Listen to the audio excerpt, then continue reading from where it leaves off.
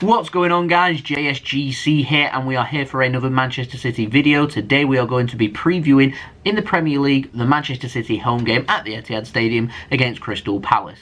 Before we crack on with this video though, make sure, like always, if you're enjoying the content, then make sure you help support my channel by subscribing, pressing that red button and pressing the bell to put your push notifications on to be notified immediately when I do upload, so you can always stay up to date with what's happening with the latest Manchester City news, JSGC news and latest football news too, and daily transfer updates that we're running at this moment in time with City news, so make sure you stay tuned for that. You can find my social media links in the description below and popping up on screen for my Twitter and Instagram. You can also find my email in the description below if you want to hit me up for any sponsorships for any videos or any general business inquiries. Leave a thumbs up if you enjoyed this video and let me know your thoughts in the comments below with your score and team prediction from this game. Etihad Stadium, 3 PM GMT kickoff time, Premier League action after we've had a week off. It's going to be cold, it's going to be wet more than likely. What's not to love about January Premier League football at the Etihad Stadium? City needing a win. All games are must-win games if we want to try and cement our second place finish come the end of the season and try and accumulate a very good points tally. But we're going to speak about our oppositions first. Crystal Palace sitting in 9th in the Premier League. They're doing okay, to be fair, this season. They're a difficult to beat team. They're good at what they do. They don't like to be opened up very easily. They're very tight, they're very compact, they're very stubborn, quite clinical too. If we allow them the opportunities, give them 2 or 3 chances at goal, they'll be confident that they can come away with at least 1 or 2 goals. So we're going to have to be on our ball, to say the least, in this game. They're unbeaten in their last 4 Premier League games. They've drawn 3 of their last Premier League, well, their last 3 games. They've drawn them all in the Premier League 1-1. So if you're a betting person, I'd say both teams to score. I'm not sure if I'd be that brave, but I wouldn't blame you if you went for both teams to score, just for how attacking Manchester City are. I always fancy our chances of scoring, and because we're so attacking, we always leave ourselves open to conceding too. So if you went for both teams to score, I would not blame you. If you want some betting tips from me though, I reckon we'll have a near enough unchanged team.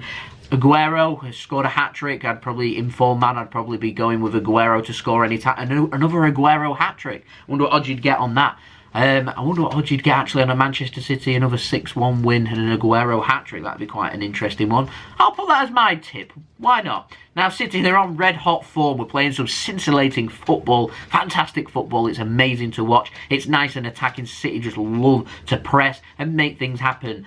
Important man in the middle, by the way, doing all this and pulling the strings is Kevin De Bruyne. So Crystal Palace, if they want anything from this game, are going to have to try and find a way of dealing with Kevin De Bruyne, and they've got something up their sleeve which I'll speak about in just a moment. We're going to have to keep our focus though. If we want to keep a clean sheet in this game, we're going to have to be really focused, not get complacent. Even if we score 1 or 2 goals relatively quickly, we're more than capable of doing that. Even if we do, we need to keep our focus, because you let it slip for just one moment. The Premier League's a really competitive league when it comes to punishing, so we just need to be careful. Seen it against Burnley away, we saw it last week as well when we were thrashing 6-1 against Aston Villa. So yeah, you just need to keep your focus, and that's what we need to do. Looking for some more clean sheets. That's an improvement I have mentioned with Manchester City, so yeah, it'd be nice to see that. Now, it's more than likely that there'll be a 5-man midfield coming in here from Crystal Palace. So it'll be Jordan Ayew up top, it'll be Max Meyer and Wilfried Zaha out wide, looking at other players, Gary Cahill at the back. But I said, how did they stop Kevin De Bruyne? They've got a 3-man midfield, McArthur, McCarthy and Kouyate. That is a lot of legs in the midfield, lots of tough tackling, lots of grinding, and so it'll be interesting to see how Kevin De Bruyne tries and opens that up, and how easy or how difficult he may find that, and seeing how it goes. A solid 3-man midfield, solid 3 in the midfield, in the middle 2 of the park. Be interesting to see. At any one time, that could easily become 4 at the back and 3 in defensive midfield. There's 7 players that City need to get through. We're going to have to be clinical, something that we have been very good at over the last few games. We've been creating opportunities, and I've said how attacking we've been, but it's not been too different from our formation that we normally play, the 4-1 type formation, or a 4-3-3, or a 4-5-1, or a 4-3-2-1, whatever you want to call that formation. But yeah, City, I've always created chances, we've just not put the ball in the back of the net. But over the last few weeks, we've just started to put the ball in the back of the net when we've got the opportunities. So it is nice to see. We just need to be clinical if we do want to win this game. Now, City haven't named an unchanged 11 this season. We're the only Premier League team not to have done so. It's something that Pep likes to do and has done so quite often, and it is something I'm not sure if I'm a fan of or not. It does make it unpredictable, and so it makes it difficult for teams to prepare to play against us because you're not too sure what players are going to be playing. But the problem we have is that we have so much quality that teams just prepare not for players but for the team. They know that a good quality team's going to come out. They know what they're going to do. It doesn't really matter if you've got Jesus or Aguero starting up top. It doesn't matter if you've got both of them starting up top because there's so much quality in and around. The Mahrezes, who's having a wonderful season with Manchester City this season. The Kevin De Bruynes of this world. The David Silvas. The Raheem Sterlings. The Leroy Sané's when he comes back. These are the players that they need to, you know what I mean? Like, not all these players can't start in any one game. So they're just going to have to prepare for how City are going to approach and prepare to try and deal with that. Soak it up, hit us on the counter-attack is what teams have been doing a lot this season, and it's worked really effectively. But with the new formation change, it's made it just that little bit more compact for City, particularly at the back and in the middle, that the teams are finding it very difficult to be able to break us down. Teams haven't sussed how to work out this new formation and what the weak points are. There's obviously little cracks, which is why teams are scoring, but the teams are getting hammered at the same time whilst this is happening, and City are playing some lovely, amazing football. Are Palace going to be the team to do that? I feel like if any team's going to do it, it'll be a nice negative defensive team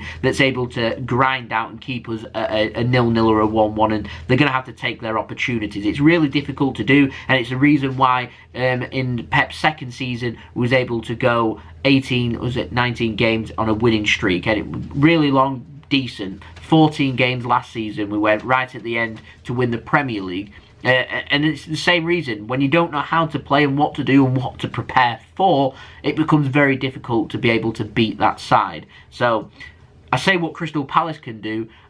Their question is I know what Man City are capable of. What's Crystal Palace going to do to be able to counter that against us? It'll be an interesting game. Interesting to see how they approach for it. Interesting to see what happens. In terms of team news for Manchester City, Aymeric Laporte and Leroy Sané will miss out in this game. They're both training, but they both won't be featuring in this game. Nicolas Otamendi should be somewhere close there or thereabouts for coming back for Manchester City, but I don't think we'll see too many changes. I'm not too sure if we'll see Otamendi starting in this game or not, because we know Crystal Palace will try and be nice and physical, set pieces, long throws, balls over the top. So Otamendi, with how good he is in the air, would be useful, and we've got cover considering we're playing three at the back. He'll have more than likely Fernandinho and Rodri playing. Could see John Stones feature alongside Fernandinho, and possibly a rest for Gundogan, but we've had a week off. I mean, I don't think there's going to be too many changes here for Manchester City. Now, in terms of my score prediction for this game, I'm going to go for 3-0 to Manchester City. We're going to get the job done. I'd like to know your score predictions in the comments below. I'm going to pop up my team prediction now for you. I've gone for Ederson in goal. I've gone for Cancelo right back, Benjamin Mendy playing at left back or left wing back and right wing back,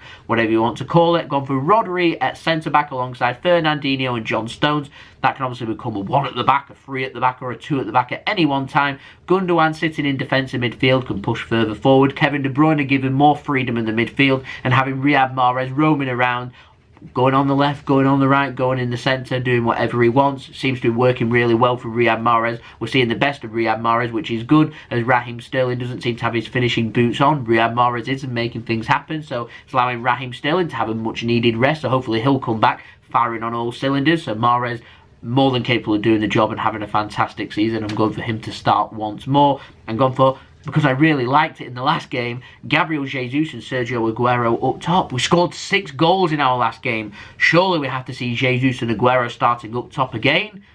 Wonderful to see. We're missing players. David Silva, Raheem Sterling, Kyle Walker. These players won't be featuring, but well, according to my team prediction anyway, they may well be featuring in the game. I do not know. But we've got a midweek game coming up against Sheffield United. We're going to have to do a bit of rotation for that game, but we don't need to do too much rotation for this game. We've played no football for a week, so we may as well just go with our strongest team, get the job done, try and get that win, move on with our lives and move on to the next game. Take it one game at a time. That's my tip when supporting Manchester City. Always take things one game at a time. So there we go. That has been the video. I hope you enjoyed the video. Let me know your thoughts in the comments below with your score and team prediction for this game. Leave a thumbs up if you enjoyed this video. Subscribe if you're new around here. Press that red button, press the bell and put your push notifications on to stay up to date with everything happening with Manchester City news and previews, analysis and daily transfer updates throughout this winter window and back again in the summer. And don't forget also social media links, Twitter and Instagram in description below and popping up on screen. My email also in the description below for any general business inquiries, or you're going to hit me up for any sponsorships or any videos. So yeah, I'll see you all again for the next video. So I've been JSGC. I hope you all have a wonderful rest of your day. Peace. Ciao for now.